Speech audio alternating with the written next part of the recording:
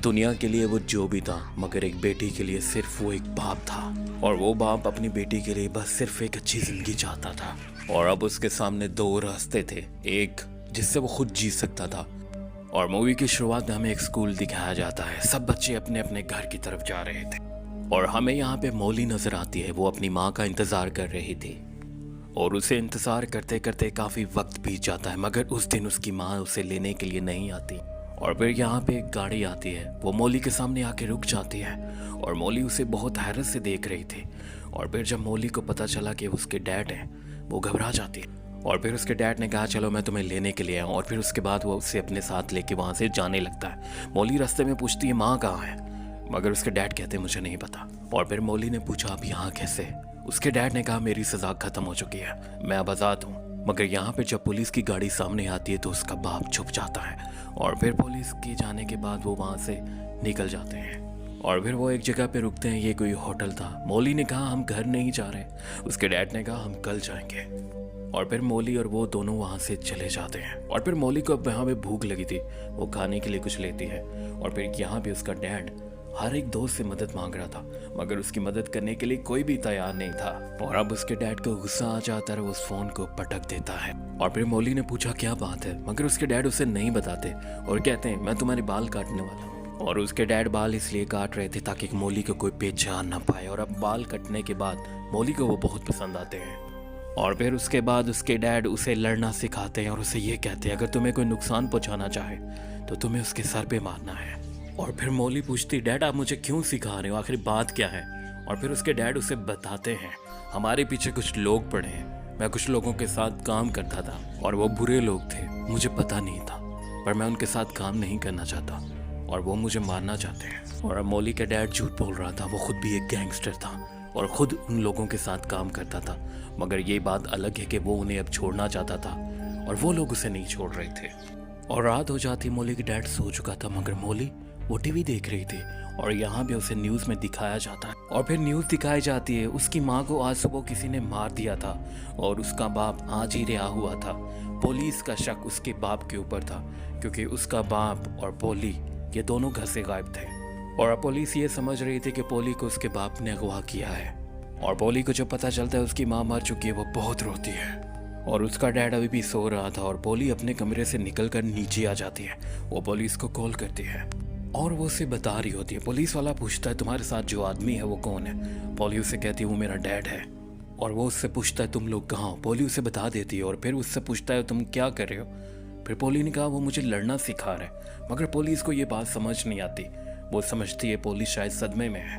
और फिर यहीं पर पुलिस वाला कुछ और पूछने की कोशिश कर रहा था, मगर उसका डैड यहाँ पे आ चुका था। और उसका डैड उससे गुस्से में पूछता है और मौली रोने लगती है और रोते हुए कहती है तुम झूठे हो, माँ मर चुकी है। और अब उसका डैड भी रोने लगता है और कहता है हाँ मैं झूठा हूँ, मैंने तुमसे झूठ बोला। और पोली रोते हुए कहती है हमें यहाँ से अभी जाना होगा। उसका डैड उससे पूछता है क्यों, क्या किया तुमने। और फिर इतनी देर में यहाँ पे पुलिस पहुँच जाती है, मगर वक्त रहते ही वो दोनों पिछले दरवाजे से निकल जाते हैं। और फिर उसके डैड ने कहा मैंने तुम्हें होटल में जिन लोगों के बारे में बताया था उन्हीं ने तुम्हारी माँ को मारा है और अब वो तुम्हें मारना चाहते हैं। और ये मेरा इंतखाब नहीं था पोली, मैं तुम्हारे लिए ये नहीं चाहता था और मैंने तुम्हारी माँ को बचाने की बहुत कोशिश की, मगर मैं उसे नहीं बचा पाया। और फिर उसका डैड कहता है देखो मेरी दुनिया ख़त्म हो चुकी है, मगर मैं तुमसे वादा करता हूँ मैं तुम पे कोई आंच नहीं आने दूंगा और अब तुम्हें मजबूत दिखाना होगा, तुम्हें मजबूत बनना होगा। और फिर उसका डैड कहता है चलो गाड़ी का कांच तोड़ के दिखाओ। और पोली ऐसे ही करती है और फिर उसके बाद वो वहाँ से निकल जाते हैं। और फिर वो पोली को लेकर अब एक और दोस्त के पास आता है। उस लड़की का नाम शॉर्लेट था। उसे देख के गुस्से में आ जाती है और उससे पूछती है तुम यहाँ पे क्या कर रहे हो। मगर जब वो पोली की तरफ देखती है तो उन्हें अंदर आने देती है। और फिर शार्लेट उससे पूछती है तुमने ये क्या कर दिया, तुमने अपने लोगों को मार दिया और अब वो तुम्हें जिंदा नहीं छोड़ेंगे। और पोली का डैड कहता है उन्हें मैं देख लूंगा, मगर अभी इस वक्त मुझे $2000 चाहिए क्योंकि मैं पोली को मैक्सिको लेकर जा रहा हूँ। और शार्लेट ने कहा मेरे पास इतने पैसे नहीं हैं, मगर उसके डैड ने कहा पोली की तरफ देखो, उसकी हालत देखो तुम, और मुझे कुछ भी करके $2000 चाहिए। और वो उसकी बात मान जाती है और साथ में उसे ये भी कहती है जितना जल्दी हो सके यहाँ से निकल जाओ, क्योंकि इनके गैंग का जो लीडर था वो बहुत जालिम था। और फिर वो अगली सुबह कुछ पैसों का इंतज़ाम कर देती है, मगर ये $2000 नहीं होते, मगर उसे अब यहाँ से जाना ही था। वो अपनी बेटी को लेकर यहाँ से चला जाता है। और अब इन्हें चलते चलते रात हो जाती है और यहाँ पे मौली को भूख लगी हुई थी। फिर उसका डैड यहाँ पे रुकता है और उसे कहता है 2 मिनट रुको। और वो जब अंदर जाता है और स्टोर में दाखिल होते मुंह पे मास्क लगा लेता है और अपनी गन निकाल लेता है। और यहाँ पे जो औरत काम करती थी उसकी गन देख के डर जाती और वो उसे कहते हैं तुम्हारे पास जो कुछ भी है खाने पीने का सामान सारा इसमें डाल दो।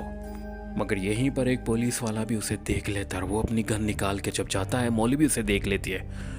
और मौली यहाँ पे गाड़ी का कई बार हॉर्न देती है जिससे उसका डैड भी समझ आता है।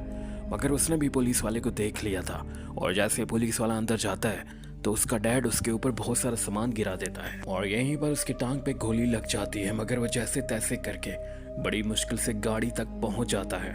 और फिर अब वो पुलिस वाला इनके सामने था मगर ये उसके सामने से वहां से निकल जाते हैं। और फिर उसके बाद वो एक और जगह पे रुकते हैं। यहाँ पे पोली ने देखा तो उसके डैड को 2 गोलियां लगी हुई थी।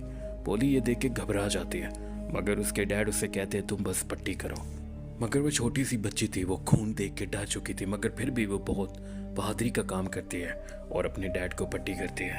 और फिर उसके बाद वो खून से भरे हुए कपड़े डस्टबिन में डालने के लिए जाती है। मगर यहीं पर एक आदमी था और वो उस पर गोली चला देता है मगर गोली डस्टबिन को लगती है। पोली बच जाती है और यहाँ पे वो आदमी उसके फिर मारने के लिए जाता है मगर यहीं पे उसका डैड आ जाता है और वो उस आदमी को मार देता है।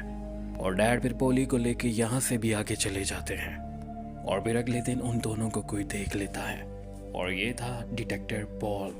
और अब वो इन दोनों के सामने आ चुका था और उसका डैड उस पर गोलियां चला रहा था। और वो कार से बाहर आता है और उसे कहता है मैं तुमसे बात करना चाहता हूँ, अपनी गन नीचे करो।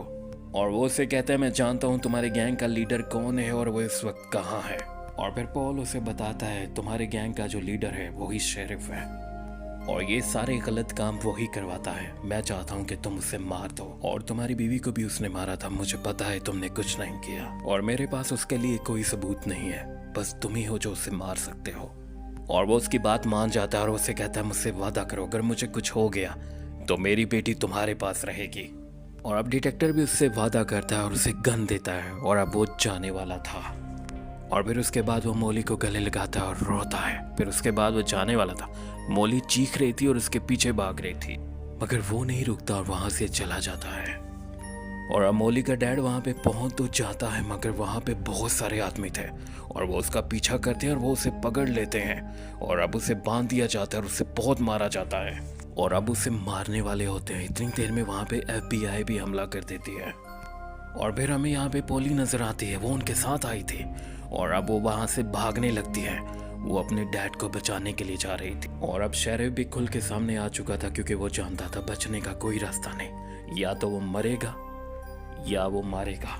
और अब हर तरफ से गोलियां चल रही थी और दोनों तरफ से लोग मारे जा रहे थे और उनके बीच पोली भाग रही थी। और अब वो अपने डैड तक पहुंच जाती है। यहाँ पे उसके डैड को बांध के रखा हुआ था, वो एक सरिये की मदद से उस रस्सी को काट देती है और उसका डैड नींद बेहोशी की हालत में था क्योंकि उससे बहुत मारा गया था, उसकी हालत बहुत बुरी थी। और फिर यहीं पे शेरिफ भी आ जाता है और वो पोली को भी देख लेता है और इसके डैड को गोली मार देता है। और यहीं पे पोली सरिये से शेरिफ के टांग पे मारती है मगर शेरिफ गुस्से में आ जाता है और पोली को टेबल के साथ जोर से मारता है और पोली को बहुत चोट लगती है। वो बहुत जोर जोर से रोती है और अपने डैड का नाम लेती है और शेरिफ उसे बालों से पकड़कर बाहर ले जाता है और सबको कहता है अपने हथियार नीचे कर लो। मगर यहीं पर उसका डैड पोली की चीखने चिल्लाने की आवाज सुन रहा था और वो जानता था अगर आज उसने देर कर दी तो वो सारी जिंदगी खुद को माफ नहीं कर पाएगा क्योंकि वो तो कब का मर चुका था। वो यहाँ तक बस पोली के लिए पहुंचा था। और अब वो शेरिफ के कंधे पर चाकू से वार करता है और पोली आजाद हो जाती है। और अब उसका डैड उसे चीख चीख के कह रहा था यहाँ से दूर चली जाओ पोली। पोली रो रही थी क्योंकि वो जानती थी वो जैसे ही पीछे हटेगी उसका डैड भी मारा जाएगा। और फिर उसके बाद अंधाधुंध गोलियां चलाई जाती हैं शेरिफ के ऊपर, वो मारा जाता है मगर साथ में पोली का डैड भी मारा जाता है। और अब पोली का डैड आखिरी सांसें ले रहा था और पोली को देख रहा था, वो भी उसे देख रही थी और रो रही थी। और फिर हमें दिखाया जाता है उस पुलिस वाले ने अपना वादा निभाया था, उसने जो कहा था उसने वो ही किया। वो पोली को एक अच्छी जिंदगी देता है और अपना नाम देता है। और फिर हमें दिखाया जाता है पोली दूसरे बच्चों के साथ खेल रही थी मगर उसकी आंखों में आंसू थे। आज भी उसकी यादों में उसके डैड थे और वो अपने डैड को कैसे भूल सकती थी, कोई भी अपने डैड को कैसे भूल सकता है। और फिर ये मूवी यहीं पे ख़त्म हो जाती है। मुझे नहीं पता मैं इस मूवी के लिए क्या कहूँ, पर एक बाप वो हमेशा ऐसे ही होता है।